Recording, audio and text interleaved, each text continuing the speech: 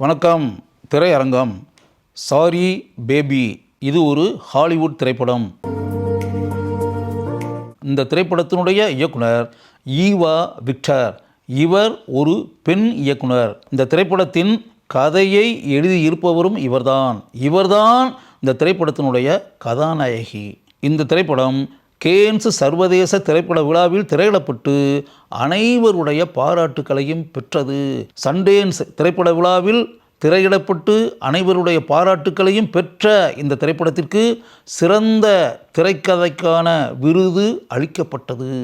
Seattle சர்வதேச திரைப்பட விழாவில் கலந்து கொண்ட இந்த திரைப்படத்திற்கு சிறந்த திரைப்படத்திற்கான நடுவர் விருது கொடுக்கப்பட்டது.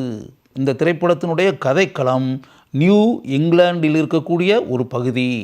நியூ இங்கிலாந்தில் ஆக்னஸ் என்ற பெண் ஒரு வீட்டில் வாடகைக்கு குடியிருக்கிறாள். அவள் ஒரு கல்லூரியில் விரிவுரையாளராக பணியாற்றி கொண்டிருப்பவள். நியூயார்க்கிலிருந்து அவளுடைய உயிருக்குயிரான தோழியான லிடி அவளை பார்ப்பதற்காக வருகிறாள். இருவரும் அறைக்குள் அமர்ந்து கொண்டு பல விஷயங்களை பேசிக்கொண்டிருக்கிறார்கள் சுவாரஸ்யமாக. அப்போதுதான் ஆக்னஸுக்கே தெரிய வருகிறது லிடி கர்ப்பமாக இருக்கிறாள் என்பது. அதைத் தொடர்ந்து சில நாட்களுக்கு பிறகு அவள் தன்னுடைய தோழியிடமிருந்து விடைபெற்று கொண்டு நியூயார்க்கிற்கு சென்று விடுகிறாள். ஆக்னஸ் மட்டும் தனியாக அந்த வீட்டில் இருந்து கொண்டு கல்லூரிக்கு சென்று தன்னுடைய பணியை பார்த்து கொண்டிருக்கிறாள். அப்போது ஒரு பேராசிரியரின் அறிமுகம் அவளுக்கு கிடைக்கிறது.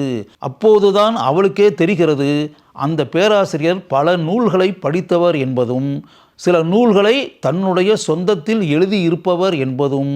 அவர் எழுதிய ஒரு நூலை ஆக்னஸிடம் அந்த பேராசிரியர் தருகிறார். உலக புகழ்பெற்ற எழுத்தாளரான விர்ஜீனியா உல்ஃப் எழுதிய டு த லைட் ஹவுஸ் என்ற நூலை அவளிடம் அன்பு பரிசாக அந்த பேராசிரியர் தருகிறார்.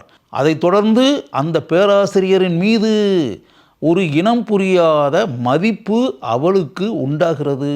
ஒரு நாள் ஒரு இரவு வேளையில் யாருக்கும் தெரியாமல் அந்த பேராசிரியருடைய வீட்டிற்கு அவரை பார்ப்பதற்காக ஆக்னஸ் செல்கிறாள். நமக்கு அந்த வீட்டிற்குள் என்ன நடக்கிறது என்பதை காட்டாமல் அந்த வீட்டினுடைய வெளிப்பகுதியை மட்டுமே காட்டி விளக்கு எரிந்து கொண்டிருப்பதும் விளக்கு அணைவதும் மறுபடி எரிவதும் இப்படி காட்டி நேரம் எப்படி ஓடிக்கொண்டிருக்கிறது என்பதை மனித உருவத்தையே காட்டாமல் நமக்கு காட்டுகிறார்கள். நீண்ட நேரமாக அந்த வீட்டிற்குள் சென்ற ஆக்னஸ் வெளியே வரவில்லை என்பதை இன்டைரக்டாக நாம் உணரக்கூடிய வகையில் அந்த காட்சி படமாக்கப்பட்டிருக்கிறது. நீண்ட நேரத்திற்கு பிறகு கதவை திறந்து கொண்டு ஆக்னஸ் வெளியே வருவாள். அவள் வெளியே வருவதை பார்த்தவாறு வீட்டிற்குள் கதவிற்கு அருகில் அந்த பேராசிரியர் நின்று கொண்டிருப்பார். அதற்கு பிறகுதான் நமக்கே தெரியும் அவர்கள் இருவருக்கும் இடையே அந்த வீட்டிற்குள் உடல் உறவு என்பது நடந்திருக்கிறது என்பதே.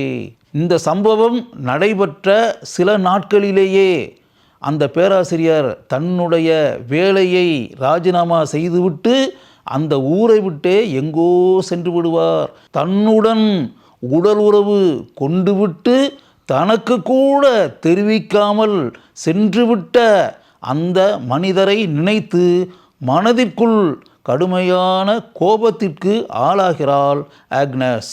அதற்கு பிறகுதான் அவளுடைய காதில் இன்னொரு அதிர்ச்சி தரக்கூடிய செய்தி வந்து சேரும். அது என்ன என்றால், அவளுடைய அன்பு தோழியான நட்டாஷா கல்லூரி மாணவியாக இருந்த காலத்தில் அந்த பேராசிரியர் அவளையும் பாலியல் ரீதியாக பயன்படுத்தி இருக்கிறார் என்ற உண்மை தகவல்.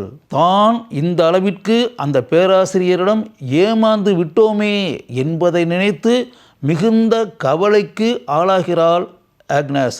அப்போது அவளுடைய வீட்டிற்கு சற்று தூரத்தில் குடியிருக்க வருகிறான் ஒரு இளைஞன். அந்த இளைஞனின் பெயர் கவின். கவினிடம் ஒரு நாள் தன்னை அறிமுகப்படுத்திக் கொள்கிறாள் ஆக்னஸ். சில விஷயங்களில் ஆக்னஸுக்கு உதவியாக இருக்கிறான் கவின். ஒரு நாள் தனித்து இருக்கக்கூடிய சூழலில் பேச்சு துணைக்கு கூட யாருமே இல்லாமல் இருக்கக்கூடிய ஒரு நிலையில் தன்னையே கட்டுப்படுத்த முடியாமல் கவினை தேடி சென்று சந்திக்கிறாள் ஆக்னஸ். அதைத் தொடர்ந்து அவர்கள் இருவருக்கும் இடையே உடல் ரீதியான உறவு உண்டாகிறது. அப்படிப்பட்ட உறவை வலிய உண்டாக்கி கொள்கிறாள் ஆக்னஸ். அந்த உறவில் ஈடுபட்ட பிறகுதான் அவளுக்கு மனதில் ஒரு பெரிய நிம்மதியே உண்டாகிறது. படத்தினுடைய உச்சக்கட்ட காட்சியில் நியூயார்க்கிற்கு சென்ற ஆக்னஸின் கருப்பின தோழியான லிடியா தன்னுடைய குழந்தையுடன் திரும்பி வருகிறாள். அப்போது அவளுடைய கணவனும் அவளுடன் இருக்கிறான். கணவனும் மனைவியும் குழந்தையை ஆக்னஸிடம் ஒப்படைத்துவிட்டு வெளியே செல்கிறார்கள். அந்த குழந்தையை கையில் வைத்திருக்கக்கூடிய ஆக்னஸ் குழந்தையிடம் தன் மனதில் இருக்கக்கூடிய குமுறல்கள் அத்தனையையும் வெளிப்படுத்துகிறாள். அந்த குழந்தையிடம் அவள் கூறுகிறாள், நீ எதுக்காக இந்த உலகத்துக்கு வந்த? இந்த உலகம் நீ நினச்சிக்கிட்டு இருக்க மாதிரி நல்ல உலகம் கிடையாது. மோசமான உலகம், கொடூரமான உலகம், துன்பங்கள் நிறைந்திருக்கக்கூடிய உலகம். இந்த உலகத்தில் இருக்கக்கூடிய மனிதர்களில் 3/4 பேர் நல்லவங்க கிடையாது, கெட்டவங்க. எப்போவுமே மற்றவங்களை அழிக்கிறதுக்காகவும் மற்றவங்களுக்கு துரோகம் பண்ணுறதுக்காகவும் மற்றவங்களுக்கு கெடுதல் செய்கிறதுக்காகவும் தான் இங்கே இருக்கக்கூடிய மனிதர்கள் இருக்கிறாங்க. இப்படிப்பட்ட மோசமான மக்கள் நிறைந்திருக்கக்கூடிய இந்த உலகத்திற்கு ஏன் வந்துட்ட? உனக்கு எதிர்காலத்தில் எப்படிப்பட்ட அனுபவங்கள்லாம் கிடைக்க போகுது அப்படின்றது நமக்கு தெரியாது. ஆனால் அப்படிப்பட்ட அனுபவங்களெல்லாம் நிச்சயமாக நான் எப்படி சந்திச்சனோ அதே மாதிரி நீயும் சந்தித்து தான் ஆவ. அப்படி சந்திக்கும்போது தான் இந்த உலகம் எவ்வளவு மோசமானது, இந்த உலகத்தில் எந்த அளவிற்கு மோசமான மக்கள் மனிதர்கள் இருக்கிறார்கள் என்பதையே நீ தெரிஞ்சுக்கிருவ, நான் தெரிஞ்சுக்கிட்டதை போல அப்படின்ற மாதிரி தன்னுடைய மனதில் இருக்கக்கூடிய எண்ணங்களை முழுமையாக அந்த சிறு குழந்தையிடம் அவள் வெளிப்படுத்தி கொண்டு இருக்கும்போதே இந்த திரைப்படம் முடிவடைகிறது. இந்த அருமையான காட்சியுடன் முடிவடையக்கூடிய அந்த திரைப்படத்தை பார்த்துவிட்டு வெளியே வரும்போது ஆக்னஸ் நம்முடைய இதயத்தில் ஆழமான இடத்தை பிடித்து வாழ்ந்து கொண்டிருப்பாள் என்பதை கூறவும் வேண்டுமோ?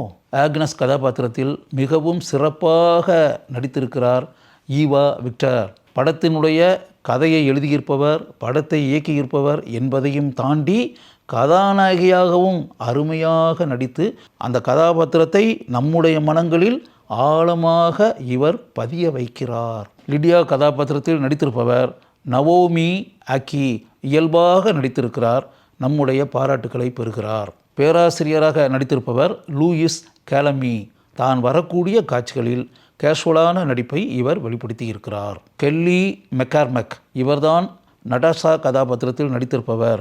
கனமான கதாபாத்திரம். அந்த கதாபாத்திரத்திற்கு தன்னுடைய பண்பட்ட நடிப்பால் இவர் பெருமையை சேர்த்திருக்கிறார். லூகாஸ் ஹெட்ஜஸ் இவர்தான் கவின் கதாபாத்திரத்தில் நடித்திருக்கக்கூடிய இளைஞர். அந்த இளமை ததும்பக்கூடிய கதாபாத்திரத்திற்கு எந்த அளவிற்கு துருதுருப்பாக நடிக்க வேண்டுமோ அதை இந்த இளைஞர் நன்கு செய்திருக்கிறார். மியா கியாஃபி ஹென்றி இவர்தான் இந்த திரைப்படத்தினுடைய ஒளிப்பதிவாளர். கவித்துவ தன்மை கொண்ட இந்த திரைப்படத்திற்கு தன்னுடைய பொயட்டிக் சினிமாட்டோகிராஃபியால் பெருமையை இவர் உண்டாக்கி இருக்கிறார். அலெக்ஸ் ஓஃப்லின், ரேண்டி ஆட்கின்ஸ் இவர்கள் இருவரும் இந்த திரைப்படத்திற்கு படத்தொகுப்பாளர்களாக பணியாற்றியிருக்கிறார்கள். தங்களுடைய எடிட்டிங் திறமையை படம் முழுக்க இவர்கள் நன்கு வெளிப்படுத்தி நம்முடைய பாராட்டுக்களை பெறுகின்றார்கள். லியாங் உயாங் ரஸ்லி இவர்தான் இந்த திரைப்படத்தினுடைய இசையமைப்பாளர். கவித்துவ தன்மை கொண்ட காட்சிகளை கொண்ட இந்த திரைப்படத்திற்கு தன்னுடைய அருமையான இசையமைப்பை வெளிப்படுத்தி இந்த படத்தினுடைய காட்சிகளை ஆழமாக பதிய வைப்பதற்கு இவர் இசையின் மூலமாக உதவுகிறார். ஈவா விக்டர் கதை எழுதி இயக்கி கதாநாயகியாக நடித்திருக்கக்கூடிய சாரி பேபி என்ற இந்த திரைப்படத்தை பார்ப்பது என்பதே ஒரு ஸ்வீட் எக்ஸ்பீரியன்ஸ். அத்தகைய அனுபவம் உங்களுக்கு கிடைக்க வேண்டும் என்றால் இந்த திரைப்படத்தை ஒரு முறை பாருங்கள்.